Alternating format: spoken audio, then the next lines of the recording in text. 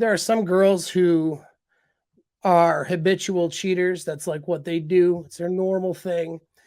But that's like it's not most women. Okay. However, a little over 50% of women have cheated before in a relationship. Okay. That's just I've done it at least once. I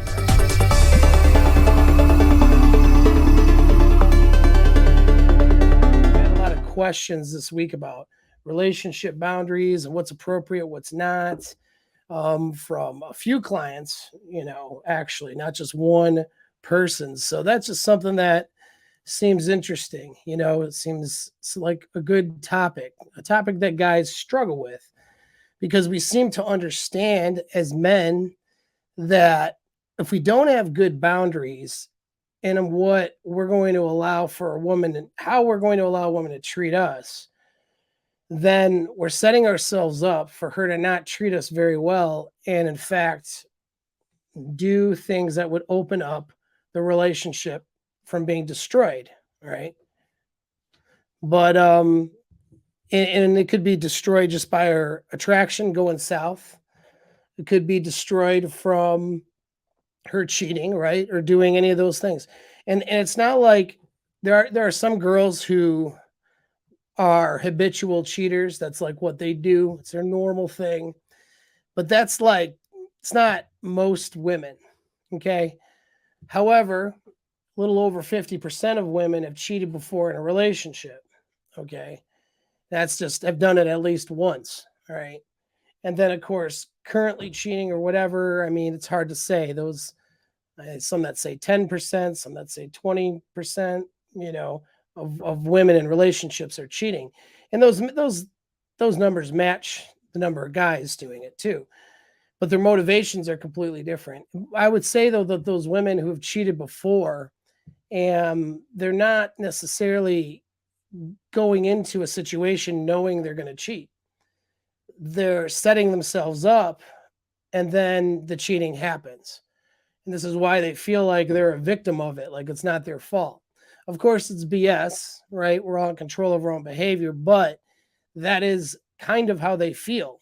And it's because of how female attraction works.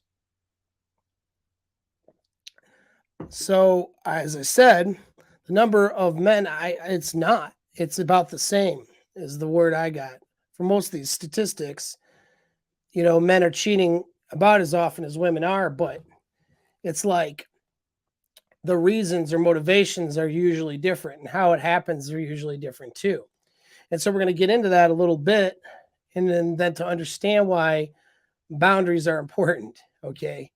Because a woman generally isn't putting herself in a circumstance where she's going to cheat like willingly, knowingly. She usually has cognitive dissonance and lies to herself about her own behavior when she's doing it. And then things start developing, boundaries start crossing, and then she starts crossing boundaries, cheating, usually justifying her behavior after the fact. So that's usually what happens. They do it, and then it's like, I know it was wrong, but, and then it's a list of justifications as to why. So, generally speaking, right, a woman's brain is operating instincts, unconscious mind first, and then it goes into emotions first, then logic or reason. So she puts herself in a circumstance due to hypergamous drives that she's unaware of. And then when the right cocktail of things happens and she ends up having those aroused feelings, now the emotions happen first. She responds to the aroused feelings, justifies the behavior with logic later. Well, my man hasn't been being very attentive to me, or, he did this, that, and the other, and that's why I did it. And I know it was wrong, but, we haven't been having, we've had a dull relationship lately. He hasn't been paying attention to me, like whatever, right? It's a whole bunch of reasons after the fact. Really, the reasons just are all BS. What happened is her arousal centers got triggered by that circumstance, She didn't have boundaries to prevent that from happening. And so then she reacted on those signals. Now, sometimes a girl won't cheat, but what she'll do is she'll just get real frustrated with her partner.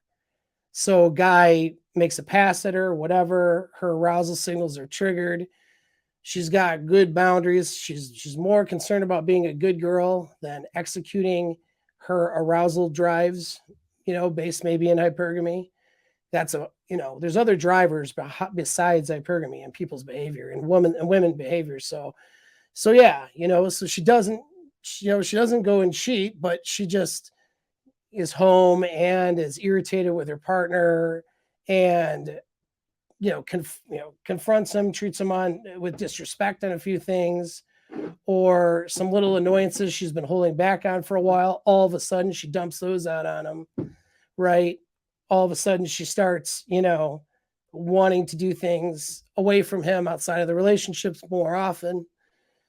You see what I mean? Like, these are the things that'll happen because her arousal triggers are triggered by someone else, maybe an interested party, and now she is doubtful about her own relationship and wondering, is this guy that I'm with really the best that I could do? And a lot of times she'll know it's not. And if that's the case, then she'll do a lot of things to turn the relationship into a transactional one where she's going to make sure she's getting out of the relationship. You know what I mean? And so, yeah, this is what we talk about here is solipsism. He cheats, his fault. She cheats, also his fault. Unfortunately, it's not the way how all women think, but that is certainly how a lot of women do think. And that's a lot of how society puts it out there, right? And even men, it's not even women necessarily, it's men themselves that do it to themselves. And other, I would say, weaker men will, and it's just because guys are more action oriented and wanting to solve problems and bring value. It's not that women don't want to solve problems, but hear me out. So we want to be useful chimpanzees. That men are useful chimps, women are good chimps. Think good chimp, useful chimp as far as basic instinctual drivers, okay? We evolved to bring in the resources or protect the resources. This is our primary role in our societies through evolution. That was our role. And so when something happens, we tend to go, well, how can I fix it? Right. And so we're looking for what's the most useful way of handling it.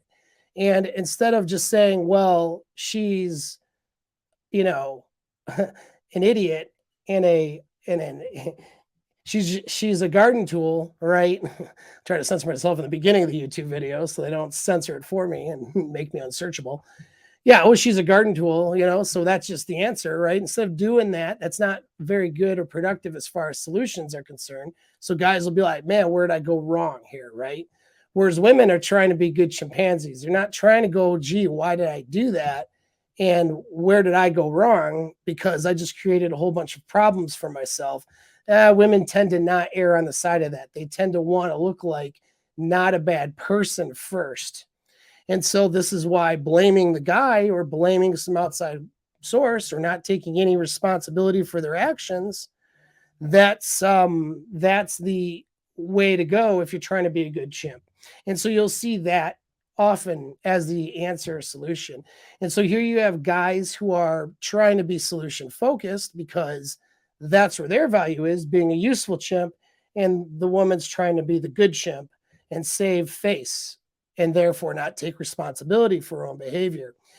That little good chimp, useful chimp, by the way, is a really good lesson for you guys outside of cheating, outside of anything else, just handling problems in the relationship.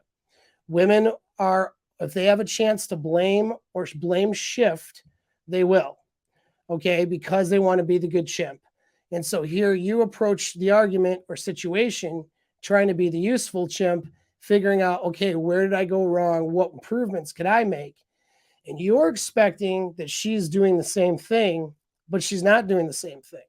And then you end up walking away from the situation like, wait a second, why am I always owning up to everything and trying to fix everything while she does nothing? And then, in fact, because of that framework, she walks away more or less justified in her behavior, right? Because you're the wrong person who's admitting the wrongness and has to fix things. And so she ends up walking away more arrogant than when the conversation started and not fixing anything. This is a trap that you can create in the frame of your relationship, and you guys will propagate this. Not always. So some people do know what they're doing, some don't. Depends on the girl. Depends on how self-aware they are. You know, you have instincts, right? But do you always know you're operating on those instincts? Not really. Okay. But sometimes you're very aware of it and you're doing it anyways, too, right? So it depends. And so yeah, take that into your relationships with women in that frame. Don't let them just blame shift because they're trying to save face. The best way to handle that is to say, listen, this is an attack on who you are as a person. We just have to fix this problem. And kind of send the message that by fixing this problem with me and owning to certain parts of it, that makes you a good chimp. By blame shifting, that doesn't make you a good chimp. And so you have to make that frame shift in your relationships if you find that she's, erring on the side of not taking personal responsibility. But that tends to be why they do it. And you need to shift that framework into understanding that a girl who doesn't take personal responsibility for herself isn't a good chimp. You can say, listen, this is not going to be a conversation where I admit to a bunch of faults and wrongdoings and things that need to change, and you sit there and do nothing, because there are some things that I need you to do different. And if we're not both coming to the table with solutions to this problem, then we're both not being good relationship partners. So when you say something like that, the message you're sending is, hey, I'm going to own up to my stuff, but I expect you to own up to it too. That's what makes a good relationship partner. The in between the lines is that if you're not owning up your end of this, you're not being a good relationship partner. That type of language hits on the good chimp, bad chimp thing. All right. That lets her know you're not being a good chimp by not owning stuff here.